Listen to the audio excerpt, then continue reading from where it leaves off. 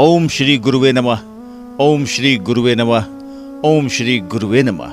गुरुवार का व्रत बड़ा ही फलदायी माना जाता है। यानी बृहस्पतिवार के दिन श्री हरि विष्णु और बृहस्पति भगवान की आराधना पूजा की जाती है। इस दिन लोग केले के पेड़ का भी पूजा करते हैं।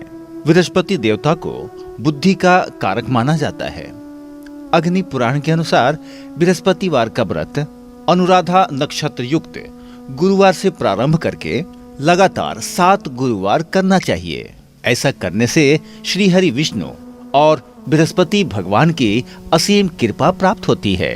भगवान बृहस्पति की पूजा अर्चना के लिए बृहस्पतिवार को व्रत करके बृहस्पतिवार की व्रत कथा को पढ़ने अथवा किसी दूसरे स्त्री पुरुष द्वारा सुनने की प्राचीन परंपरा है।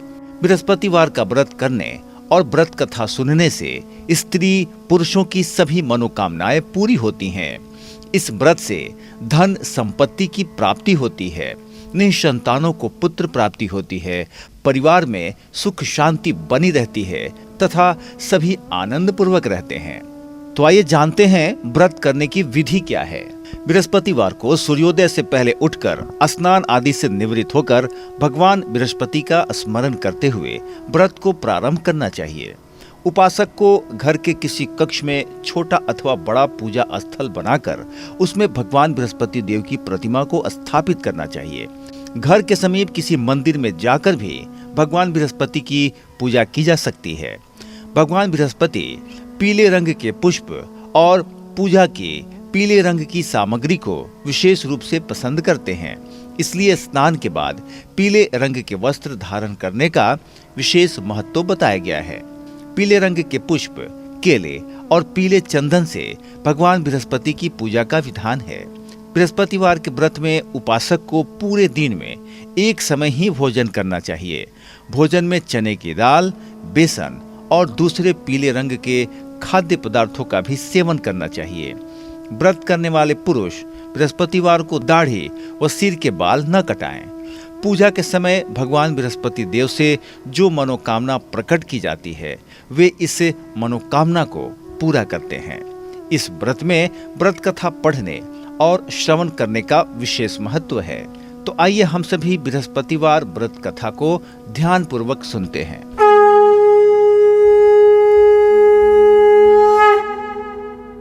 प्राचीन समय की बात है।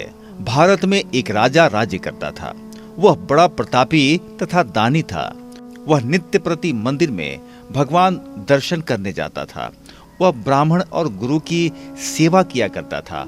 उसके द्वार से कोई भी याचक निराश होकर नहीं लौटता था। वह प्रत्येक गुरुवार को व्रत रखता एवं पूजन करता था।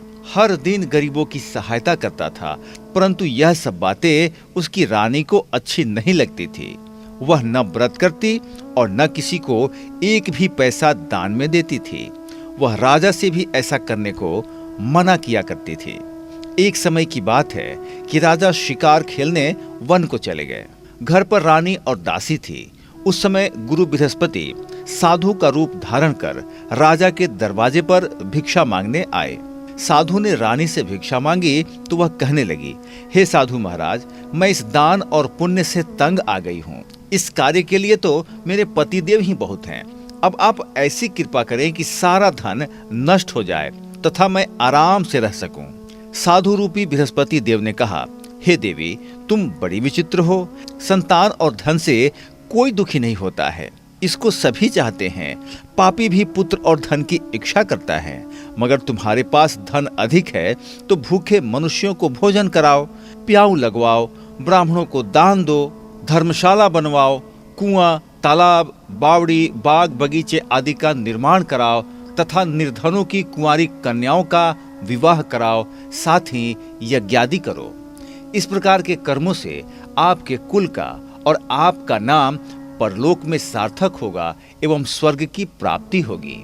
परंतु रानी साधु की इन बातों से खुश नहीं हुई। उसने कहा, हे साधु महाराज, मुझे ऐसे धन की आवश्यकता नहीं जिसको मैं अन्य लोगों को दान दूं तथा जिसको रखने और संभालने में ही मेरा सारा समय नष्ट हो जाए। साधु ने कहा, हे देवी, यदि तुम्हारी ऐसी ही इच्छा है तो जैसा मैं तुम्हें बताता हूँ तुम वैसा ही करना।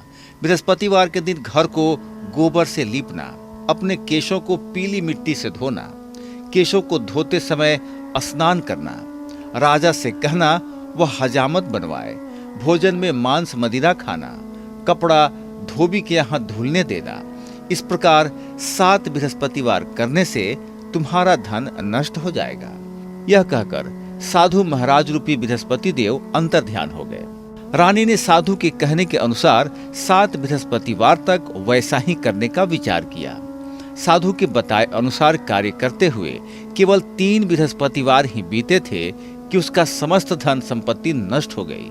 भोजन के लिए दोनों समय परिवार तरसने लगा तथा सांसारिक भोगों से दुखी रहने लगा। तब वह राजा रानी से कहने लगा कि हे रानी, तुम यहाँ पर रहो, मैं दूसरे देश जाता हूँ, क्योंकि यहाँ पर मुझे सभी मनुष्य जानते हैं, इसलिए मैं यहाँ कोई कार्य नहीं कर सकता। मैं अब परदेश जा रहा हूँ, वहाँ कोई काम धंधा करूँगा, शायद हमारे भाग्य बदल जाए। ऐसा कहकर राजा परदेश चला गया। वह वहाँ जंगल में लकड़ी काट कर लाता और शहर में बेचता। इस तरह जीवन व्यतीत करने लगा। इधर राजा के बिना रानी और दासियां दुखी रहने लगी। किसी दिन भोजन मिलता और किसी दिन जल पीकर ही रह जाती। एक समय रानी और दासियों को 7 दिन बिना भोजन के व्यतीत करना पड़ा तो रानी ने अपनी दासी से कहा, हे दासी, यहाँ पास के ही नगर में मेरी बहन रहती है, वह बड़ी धनवान है, तू उसके पास जा और वहां से 5 सेर बेझर मांगकर ले आ, जिससे कुछ समय के लिए गुजारा हो जाएगा। दासी रानी की बहन के पास गई। रानी की बहन उस समय पूजा कर रही थी। बृहस्पतिवार का दिन था। दासी ने रानी की बहन से कहा, हे रानी, मुझे आपकी बहन ने भेजा है, मुझे 5 सेर बेझर दे दो। दासी ने यह बात अनेक बार कही, परंतु रानी की बहन ने कोई उत्तर नहीं दिया, क्योंकि वह उस समय बृहस्पतिवार की कथा सुन रही थी। जब दासी को रानी की बहन से कोई उत्तर नहीं मिला तो वह बहुत दुखी हुई, उसे क्रोध भी आया। वह लौटकर रानी से बोली, हे रानी, आपकी बहन बहुत ही धनी स्त्री है, वह छोटे लोगों से बात भी नहीं करती। मैंने उससे कहा तो उसने कोई उत्तर नहीं दिया, मैं वापस चली आई। रानी बोली, हे दासी, इसमें उसका कोई दोष नहीं।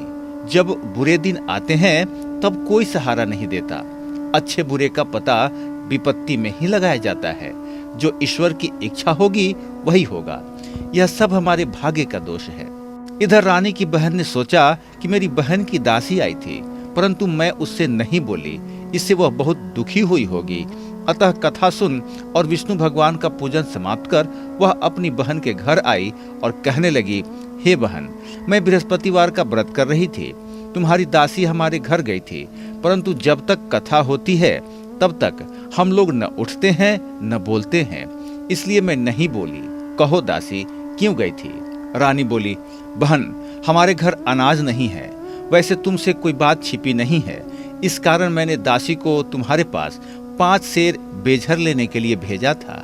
रानी की बहन बोली, बहन देखो, बृहस्पति भगवान सबकी मनोकामना पूर्ण करते हैं, देखो शायद तुम्हारे घर में अनाज रखा हो। यह सुनकर दासी घर के अंदर गई तो वहां उसे एक घड़ा बेझर का भरा मिला। उसे बड़ी हैरानी हुई, क्योंकि उसने एक एक बर्तन देख लिया था। उसने बाहर आकर रानी को बताया। दासी अपनी रानी से कहने लगी, हे रानी, देखो, वैसे हमको जब अन्न नहीं मिलता तो हम रोज ही व्रत करते हैं। अगर इनसे व्रत की विधि और कथा पूछ ली जाए तो इसे हम भी किया करेंगे। दासी के कहने पर रानी ने अपनी बहन से बृहस्पतिवार व्रत के बारे में पूछा तो उसकी बहन ने बताया, हे रानी बहन, बृहस्पतिवार को सूर्योदय से पूर्व उठकर स्नान करके बृहस्पतिवार का व्रत करना चाहिए, लेकिन उस दिन सिर नहीं धोना चाहिए। बृहस्पतिवार के व्रत में चने की दाल और मुनक्का से विष्णु भगवान का केले के वृक्ष की जड़ में पूजन करें तथा दीपक जलावें। उस दिन एक ही समय भोजन करें। भोजन पीले खाद्य पदार्थ का करें तथा कथा सुने।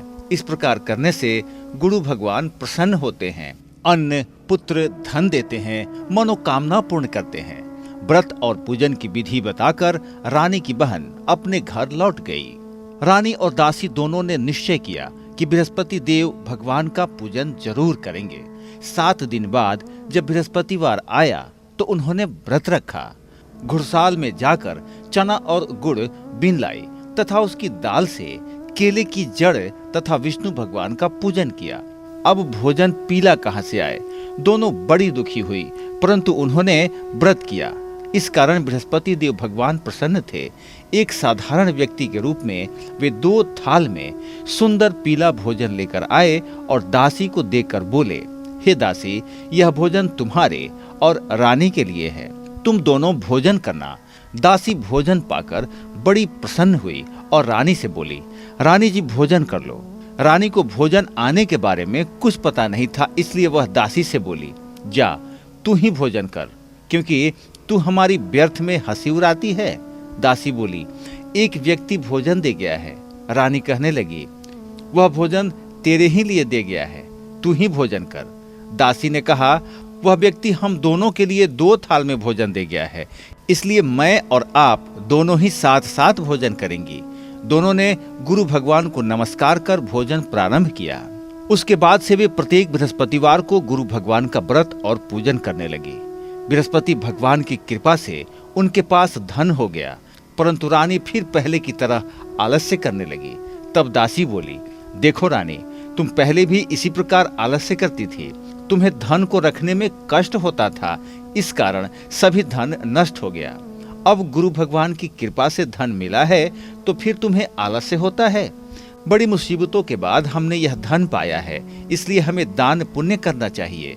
तुम भूखे मनुष्यों को भोजन कराओ, प्याऊ लगवाओ, कुंवारी कन्याओं का विवाह करवाओ, धन को शुभ कार्यों में खर्च करो, जिससे तुम्हारे कुल का यश बढ़े तथा स्वर्ग प्राप्त हो और पितृ प्रसन्न हो। दासी की बात मानकर रानी ने इस प्रकार के कर्म करने प्रारंभ किए, जिससे उसका काफी यश फैलने लगा। एक दिन रानी और दासी आपस में विचार करने लगी कि न जाने राजा किस दशा में होंगे, उनकी कोई खोज खबर नहीं है। गुरु भगवान से उन्होंने प्रार्थना की और भगवान ने रात्रि में राजा को स्वप्न में कहा, हे राजा उठ, तेरी रानी तुझको याद करती है, अब अपने देश को लौट जा। राजा प्रातः काल उठकर जंगल से लकड़ियां काटकर लाने के लिए जंगल की ओर चल पड़ा। जंगल से गुजरते हुए वह सोचने लगा, रानी की गलती से उसे कितने दुख भोगने पड़े। राजपाट छोड़कर उसे जंगल में आकर रहना पड़ा। जंगल में लकड़ियां काटकर उन्हें बेचकर गुजारा करना पड़ा।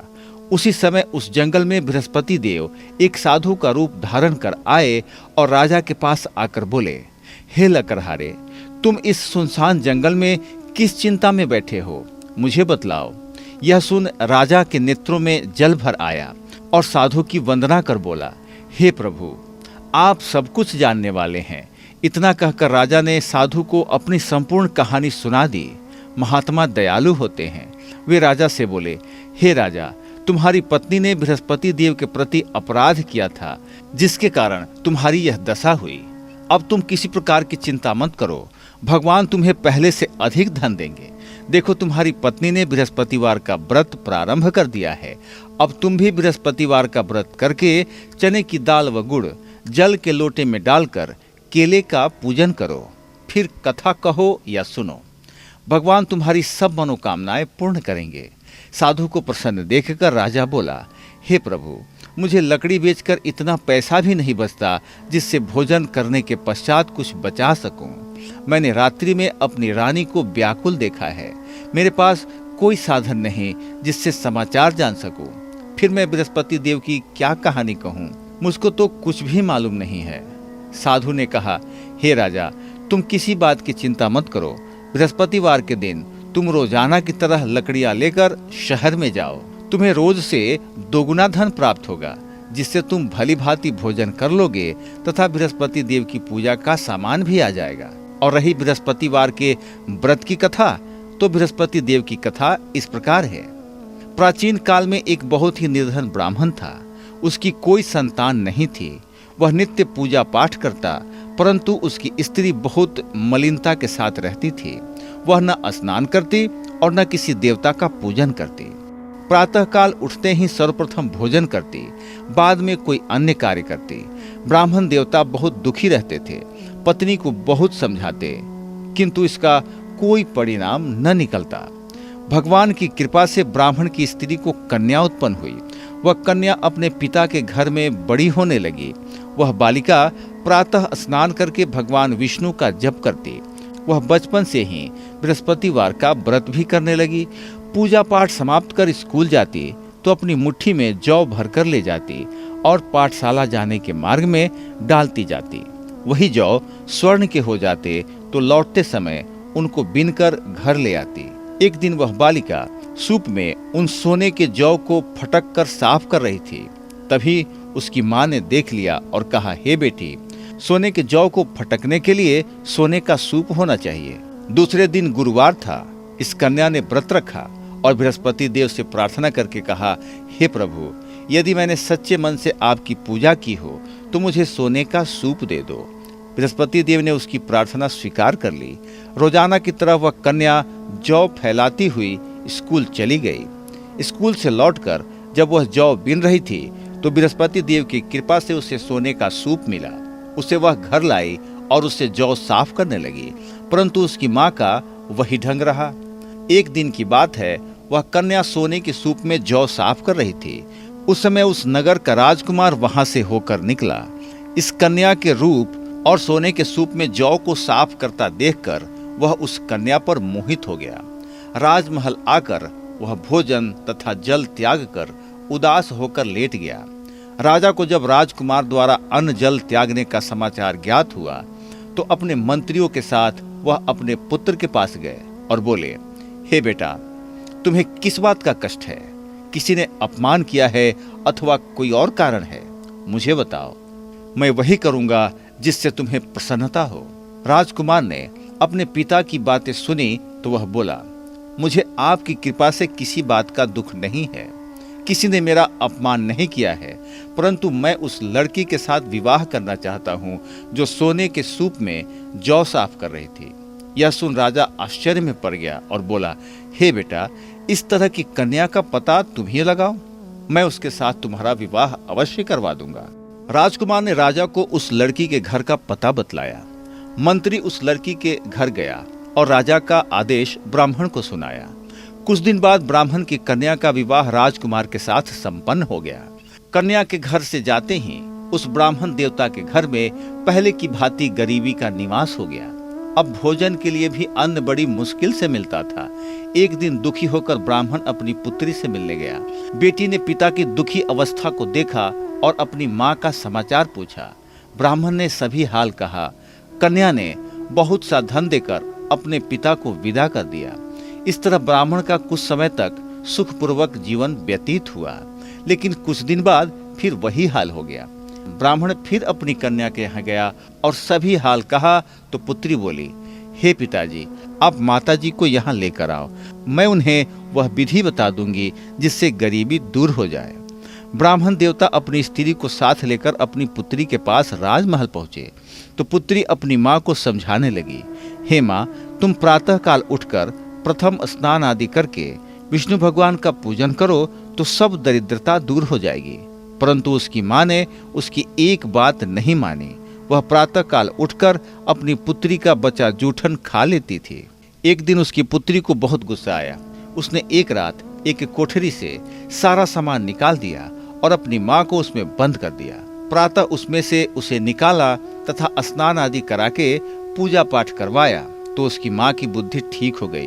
उसके बाद वह नियम से पूजा करती और प्रत्येक बृहस्पतिवार को व्रत रखने लगी। इस व्रत के प्रभाव से उसकी माँ भी बहुत धनवान हो गई और बृहस्पति देवता के प्रभाव से स्वर्ग को गई। वह ब्राह्मण भी सुखपूर्वक इस लोक का सुख भोग कर स्वर्ग को प्राप्त हुआ।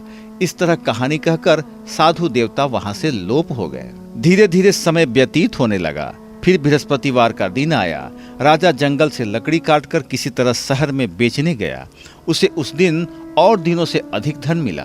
राजा ने चना गुड़ आदि लाकर बृहस्पतिवार का व्रत किया। उस दिन से उसके सभी क्लेश दूर हुए। परंतु जब अगला गुरुवार का दिन आया तो वह बृहस्पतिवार का व्रत करना भूल गया। इस कारण बृहस्पति भगवान नाराज हो गए। उस दिन उस नगर के राजा ने विशाल यज्ञ का आयोजन किया था तथा उसने समस्त राज्यों में घोषणा करवा दी कि कोई भी मनुष्य अपने घर में भोजन न बनाए तथा आग भी न जलाए। समस्त लोग मेरे यहाँ भोजन करने आवे। इस आज्ञा को जो न मानेगा उसको फांसी की सजा दी जाएगी। राजा की आज्ञा अनुसार राज्य के सभी वासी राजा के भोज में सम्मिलित हुए, लेकिन लकड़हारा कुछ देर से पहुंचा, इसलिए राजा उसको अपने साथ महल में ले गए। जब राजा लकड़हारे को भोजन करा रहे थे तो रानी की दृष्टि उस खूंटी पर पड़ी जिस पर उसका हार लटका हुआ था। उसे हार खूंटी पर लटका दिखाई नहीं दिया। रानी को निश्चय हो गया कि मेरा हार इसी लकड़हारे ने चुरा लिया है। उसी समय सैनिक बुलवाकर उसको जेल में डलवा दिया। जब लकड़हारा जेल में गया तो बहुत दुखी होकर विचार करने लगा कि न जाने कौन से पूर्व जन्म के कर्म से मुझे यह दुख प्राप्त हुआ है, और उसी साधु को याद करने लगा जो जंगल में मिला था। तत्काल बृहस्पति देव साधु के रूप में प्रकट हो गए और उसकी दशा को देखकर कहने लगे, अरे मूर्ख, तूने बृहस्पति देवता की कथा नहीं कही, इसी कारण तुझे दुख प्राप्त हुआ है। अब चिंता मत कर, बृहस्पतिवार के दिन जेल खाने के दरवाजे पर 4 पैसे पड़े मिलेंगे। इससे तू बृहस्पति देव की पूजा करना तो तेरे सभी कष्ट दूर हो जाएंगे। अगले बृहस्पतिवार उसे जेल के द्वार पर 4 पैसे मिले। राजा ने पूजा का सामान मंगवाकर कथा कही और प्रसाद बांटा। उसी रात्रि को बृहस्पति देव ने उस नगर के राजा को स्वप्न में कहा, हे राजा, तूने जिस आदमी को जेल खाने में बंद कर रखा है वह निर्दोष है, वह राजा है, उसे छोड़ देना। रानी का हार उसी खूंटी पर लटका हुआ है। अगर तू ऐसा नहीं करेगा तो मैं तेरे राज्य को नष्ट कर दूंगा। राजा प्रातः काल उठा और खूंटी पर टंगा हार देखकर लकड़हारे को बुलाकर क्षमा मांगी तथा राजा के योग्य सुंदर वस्त्र आभूषण भेंटकर उसे विदा किया। गुरुदेव की आज्ञानुसार राजा अपने नगर को चल दिया। राजा जब नगर के निकट पहुंचा तो उसे बड़ा ही आश्चर्य हुआ। नगर में पहले से अधिक बाग, तालाब, कुएं तथा बहुत सी धर्मशालाएं, मंदिर आदि बने हुए थे। राजा ने पूछा, यह किसका बाग और धर्मशाला है? तब नगर के सब लोग कहने लगे कि यह सब रानी और दासी द्वारा बनवाए गए हैं। राजा को आश्चर्य हुआ और गुस्सा भी आया। जब रानी ने खबर सुनी कि राजा आ रहे हैं तो उसने अपनी दासी से कहा, हे दासी, देख, राजा हमको कितनी बुरी हालत में छोड़कर गए थे। वह हमारी ऐसी हालत देखकर लौट न जाए, इसलिए तू दरवाजे पर खड़ी हो जा। रानी की आज्ञानुसार दासी दरवाजे पर खड़ी हो गई। जब राजा आए तो उन्हें अपने साथ महल में लेकर गई। तब राजा ने क्रोध करके अपनी तलवार निकाली और पूछने लगा, बताओ, यह धन तुम्हें कैसे प्राप्त हुआ? तब रानी ने बताया, हमें यह सब धन बृहस्पति देव के व्रत के प्रभाव से प्राप्त हुआ है। राजा ने तब निश्चय किया कि 7 रोज बाद तो सभी बृहस्पति देव का पूजन करते हैं, परंतु मैं रोजाना दिन में 3 बार कथा कहा करूंगा तथा रोज व्रत करूंगा। अब हर समय राजा के दुपट्टे में चने की दाल बंधी रहती थी तथा दिन में 3 बार कथा कहता। एक रोज राजा ने विचार किया कि चलो अपनी बहन के यहाँ हो आवें। इस तरह का निश्चय कर राजा घोड़े पर सवार हो अपनी बहन के यहाँ चल दिया। मार्ग में उसने देखा कि कुछ आदमी एक मुर्दे को लिए जा रहे हैं। उसे रोककर राजा कहने लगा, अरे भाइयों, मेरी बृहस्पतिवार की कथा सुन लो। वे बोले कि लो, हमारा आदमी मर गया है, इसको अपनी कथा की पड़ी है। परंतु कुछ आदमी बोले, अच्छा कहो, हम तुम्हारी कथा भी सुनेंगे। राजा ने दाल निकाली और कथा कहनी शुरू कर दी। जब कथा आधी हुई तो मुर्दा हिलने लगा और जब कथा समाप्त हुई तो राम राम कहते हुए वह मुर्दा खड़ा हो गया। राजा आगे बढ़ा। उसे चलते चलते शाम हो गई। आगे मार्ग में उसे एक किसान खेत में हल चलाता मिला। राजा उससे बोला, अरे भैया, तुम मेरी बृहस्पतिवार की कथा सुन लो। किसान बोला, जब तक मैं तेरी कथा सुनूंगा तब तक मैं 4 हरैया जोत लूंगा। जा अपनी कथा किसी और को सुनाना। राजा आगे चलने लगा। राजा के हटते ही बैल पछाड़ खाकर गिर गए तथा किसान के पेट में बहुत जोर से दर्द होने लगा। उसी समय किसान की पत्नी रोटी लेकर आई। उसने जब यह देखा तो अपने पुत्र से सब हाल पूछा। बेटे ने सभी हाल बता दिया। बुढ़िया दौड़ी दौड़ी उस घुड़सवार के पास गई और उससे बोली, मैं तेरी कथा सुनूंगी, तू अपनी कथा मेरे खेत पर ही चलकर कहना। राजा ने लौटकर बुढ़िया के खेत पर आकर कथा कही, जिसके सुनते ही बैल खड़े हो गए तथा किसान के पेट का दर्द भी बंद हो गया। राजा अपनी बहन के घर पहुंचा। बहन ने भाई की खूब मेहमानी की। दूसरे रोज प्रातःकाल राजा जागा। वह देखने लगा कि सब लोग भोजन कर रहे हैं राजा ने अपनी बहन से पूछा कि ऐसा कोई मनुष्य है जिसने भोजन नहीं किया हो, जो मेरी बृहस्पतिवार की कथा सुन ले। तो बहन बोली, हे भैया, यह देश ऐसा ही है।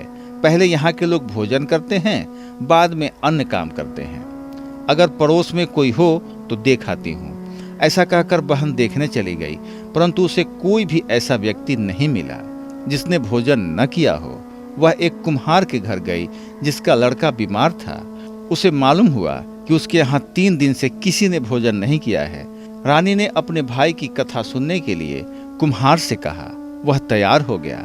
राजा ने जाकर बृहस्पतिवार की कथा कही, जिसको सुनकर उसका लड़का ठीक हो गया। अब तो राजा की प्रशंसा होने लगी। एक दिन राजा ने अपनी बहन से कहा, हे बहन, मैं अपने घर जाऊंगा, तुम भी तैयार हो जाओ। राजा की बहन ने अपनी सास से अपने भाई के साथ जाने की आज्ञा मांगी।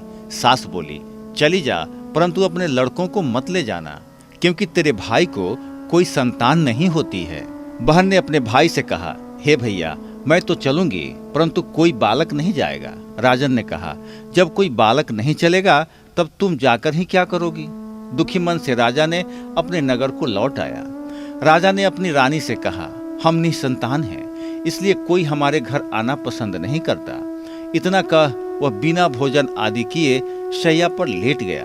रानी बोली, हे प्रभु, बृहस्पति देव ने हमें सब कुछ दिया है, वे हमें संतान भी अवश्य देंगे। उसी रात बृहस्पति देव ने राजा को स्वप्न में कहा, हे राजा, उठ, सभी सोच त्याग दे, तेरी रानी गर्भवती है। राजा को यह जानकर बड़ी खुशी हुई। 9वें महीने रानी के गर्भ से एक सुंदर पुत्र पैदा हुआ। जब राजा की बहन ने यह शुभ समाचार सुना तो वह बहुत खुश हुई तथा बधाई लेकर अपने भाई के यहाँ आई। तभी रानी ने कहा, घोड़ा चढ़कर नहीं आई, गधा चढ़ी आई। राजा की बहन बोली, भाई, मैं इस प्रकार न करती तो तुम्हें औलाद कैसे मिलती। बृहस्पति देव ऐसे ही हैं, जिसके मन में जो कामनाएं रहती हैं सभी को पूर्ण करते हैं। जो सद्भावना पूर्वक बृहस्पतिवार का व्रत रखता है एवं पढ़ता है अथवा सुनता है और दूसरों को सुनाता है, बृहस्पति देव उसकी सभी मनोकामना पूर्ण करते हैं। बृहस्पति देव उनकी सदैव रक्षा करते हैं। जो संसार में सद्भावना व सच्चे हृदय से बृहस्पति देव का पूजन करते हैं, उनकी सभी मनोकामनाएं उसी प्रकार पूर्ण होती है जैसे रानी और राजा ने बृहस्पति देव की कथा का गुणगान किया। उनकी सभी इच्छाएं बृहस्पति देव ने पूर्ण की। मनुष्य को हृदय से उनका मनन करते हुए जयकार करना चाहिए। तो ये थी बृहस्पतिवार की व्रत कथा।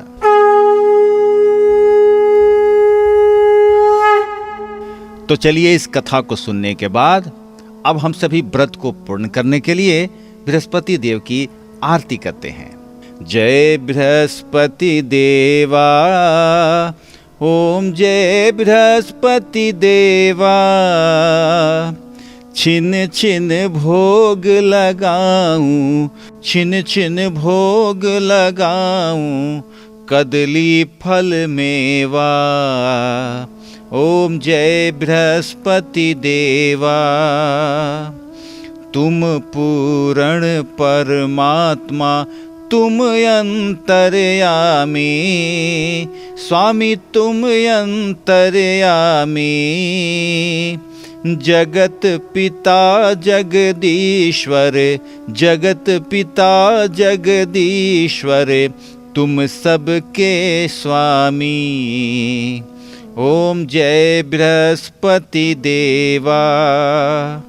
चरणामृत निज निर्मल, सब पालक हरता, स्वामी सब पालक हरता। सकल मनोरथ दायक, सकल मनोरथ दायक, कृपा करो भरता। ओम जय बृहस्पति देवा। तन मन धन अर्पण कर, जो जन शरण परे, स्वामी जो जन शरण परे। प्रभु प्रकट तब हो कर, प्रभु प्रकट तब हो कर, आकर द्वार खड़े। ओम जय बृहस्पति देवा। दीन दयाल दयानिधि भक्तन हितकारी, स्वामी भक्तन हितकारी। पाप दोष सब हरता, पाप दोष सब हरता, भव बंधन हारी। ओम जय बृहस्पति देवा। सकल मनोरथ दायक सब संशय हारी, स्वामी सब संशय हारी। विषय विकार मिटाओ, विषय विकार मिटाओ, संतन सुखकारी। ओम जय बृहस्पति देवा। जो कोई आरती तेरी प्रेम सहित गावे, स्वामी प्रेम सहित गावे। जेठानंद आनंद कर, जेठानंद आनंद कर, सो निश्चय पावे। ओम जय बृहस्पति देवा। जय बृहस्पति देवा।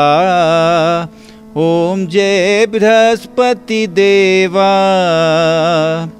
छिन छिन भोग लगाऊं, छिन छिन भोग लगाऊं, कदली फल मेवा। ओम जय